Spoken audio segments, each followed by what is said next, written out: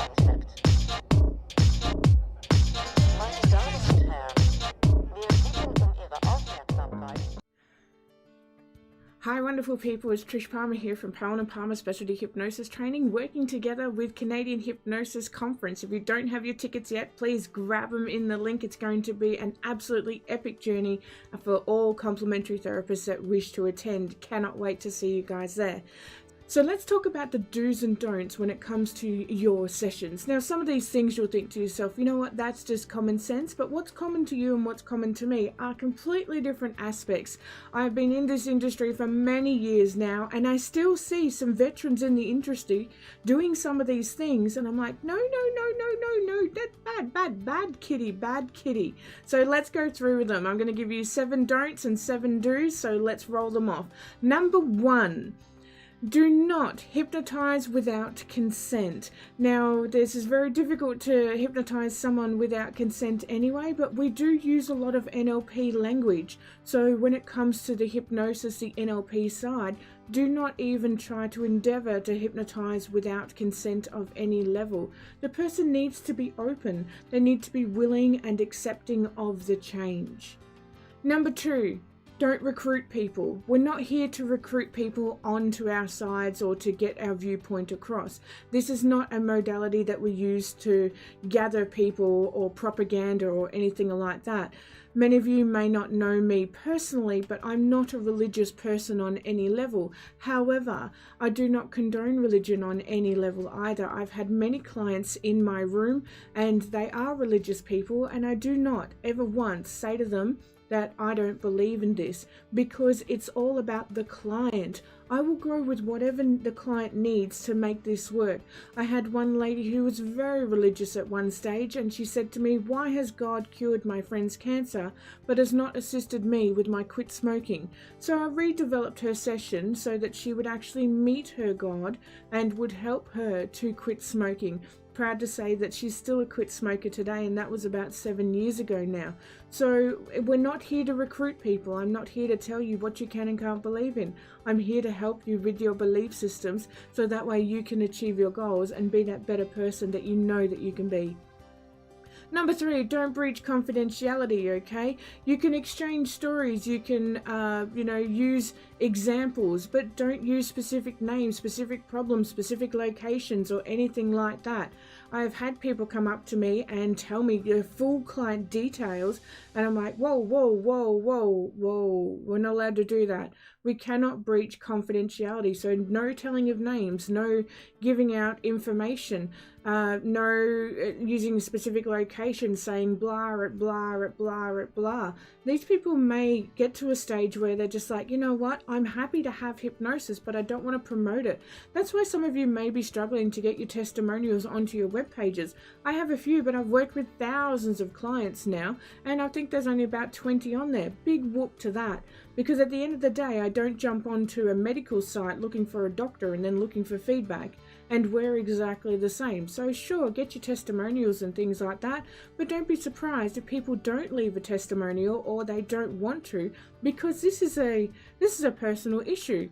And I don't write all over the internet which doctor I've seen for which problem. So when it comes to those things, hush, hush, hush, hush, hush.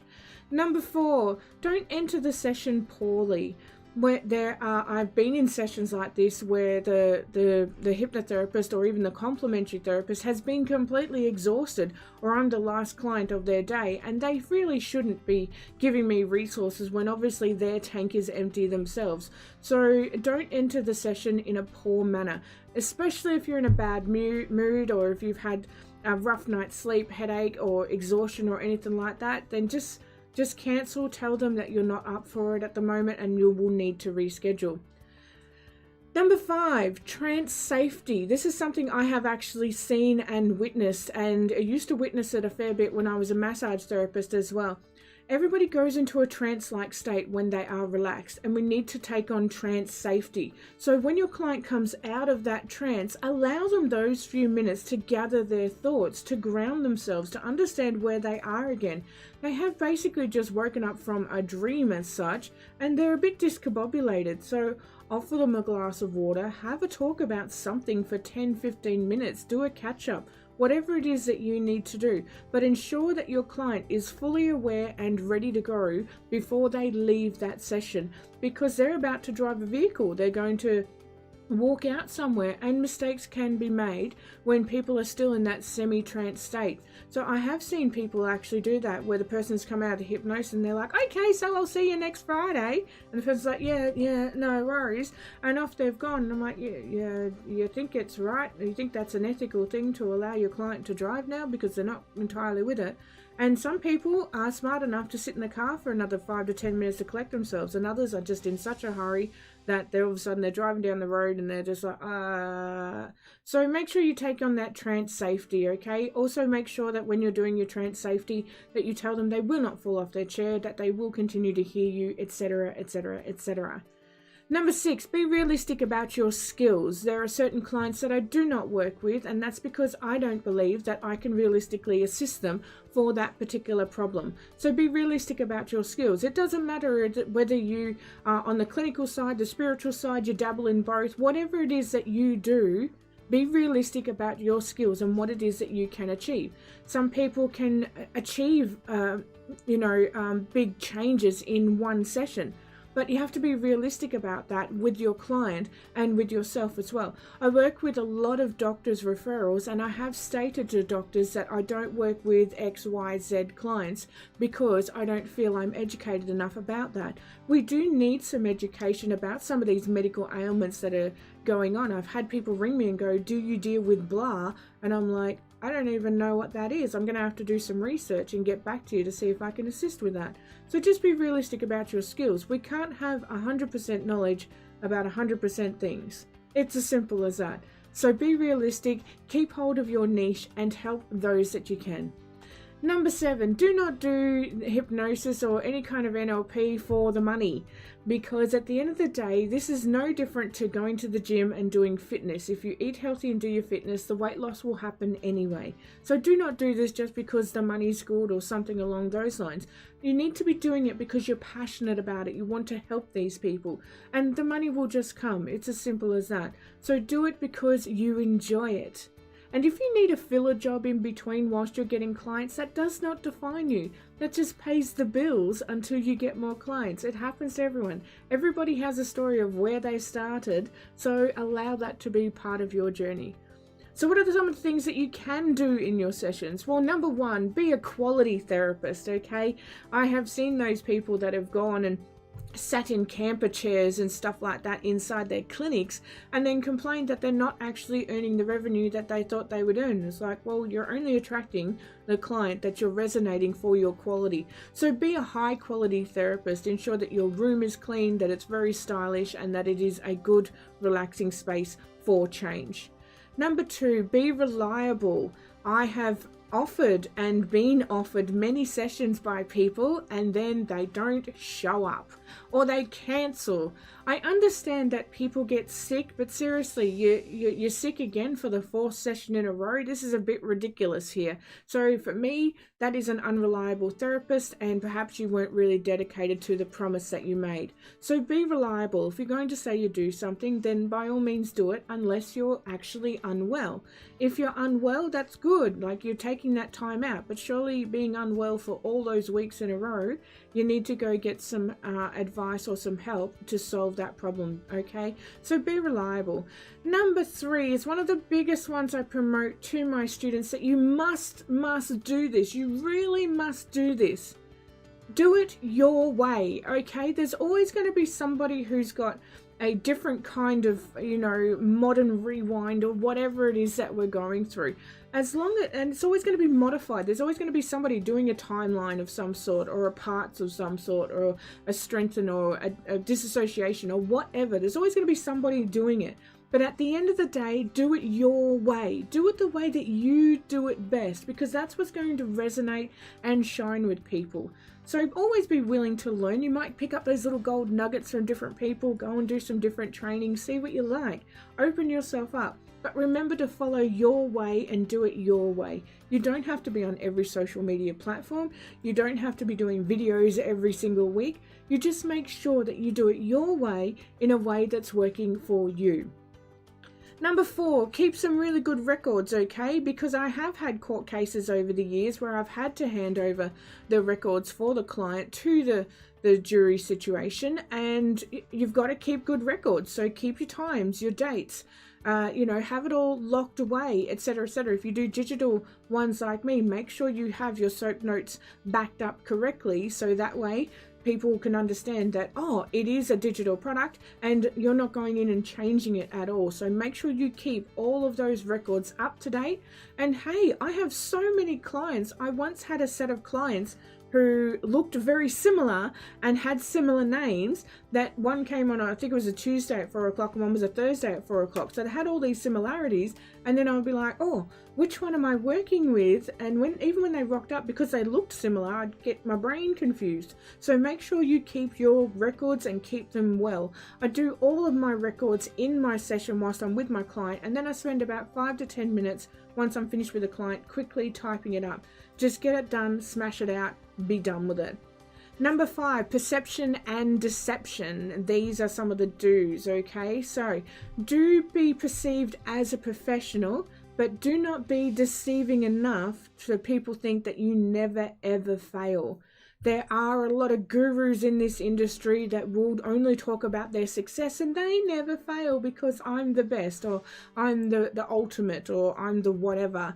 At the end of the day, be perceived as a professional, but at the same time, don't be deceptive about it. There is a website out there called The 3 Best, and people go, oh, I'm one of the 3 best in Melbourne or Brisbane or Adelaide, Sydney, wherever. And at the end of the day, the 3 Best is the brand, not the product. So it's no different to, buying out a jar of chicken tonight. It's the brand, not the product. So make sure that you are perceived professionally and bring yourself across properly, but not deceptively either. There are some other therapists in this industry that I have met, and it is deception all the time. They have taken photos within other workshops and then used those photos in their own advertising as if they were the ones running the workshop. I've had people, or there's one other therapist that I know that she went around and took photos of herself in a really fancy car. She had like 4 or 5 of them, and then put them on Facebook saying, which one should I get? And she had no intention of buying any of them because she wanted to have this perception of wealth, etc. So, there's a fine line with perception and deception. So be that high quality therapist and make sure that you know where that line is, okay? Number 6 for the do's, talk, listen, exchange. We're all here to help each other, so help out each other. Say, hey, have you seen this? Or why don't you try this? Or offer some advice, but also listen for advice. I'm constantly reading forums, explanations on Reddit, and sure, some of the things I don't agree with, but I don't have to either. But I pick up these little things every now and again, or sometimes it just rehashes me where I'm like, oh, that's right, I remember that from years ago. Yeah, I'm going to start doing that again. That's great, thank you. So make sure you talk, listen, exchange with each other. If you've got something new that you want to practice, then reach out. Send out a message and say, hey, any chance we could get on a Zoom session and we'll do a swapsy? There's nothing wrong with that. I had a student just the other day that put out on Facebook that she wanted people to test out her audio, and I put my hand up. I'm like, yes, and she goes, Trish, I can't send it to you because you're the master. You're the one that taught me how to do this. And I'm like, oh my darling, seriously? Even the master likes to try out the arts of others. And she did an amazing job. She did an absolutely fantastic job. So, talk, listen, exchange, and help out each other. And number 7, the biggest do that you must do in this industry of absolute all time, have some fun. Okay, if you're not going into this profession and you're not having fun, get out. Okay, it's as simple as that. I am part of some of the medical association boards, and I've met those people on the boards, and I'm just like, you know what? Why don't you just go do something else? You are miserable, you're horrible, you're nasty. Why do you even work in this industry? Get out. Go do a floristry course or something that's going to make you happy. So do this because you're enjoying it and because you're having fun. So make sure you're having fun, because the day you're not having fun, it becomes a job instead of a career. A career is a lifestyle. It's something we enjoy doing, and it's something that will go on for many, many years. But once it gets to that stage where it's a grind again, it's turned into a job. So you may as well just go work for the man as such, okay? So make sure you have fun. Enjoy yourself. Go do your training. Keep yourself fresh and active and new. So otherwise than that, I hope you've enjoyed the 7 do's and don'ts for sessions. And if you have anything else that you do or don't do or whatever, throw it in the comments. I'm more than willing to have a discussion about it because, hey, that's what we're talking about in point number 6, talk, listen, exchange. I probably missed some, and there are some heaps of points out there that more could learn and grow from. So otherwise from that, grab your ticket to the CHC. I will see you in October/November, and I'll see you in the next video. Bye-bye. Have you checked out our modern mentoring? There are heaps of students all across the globe on it. Please go and check it out now. It's all about getting your complimentary business online and getting your products and services out there. Have a browse. The link's in the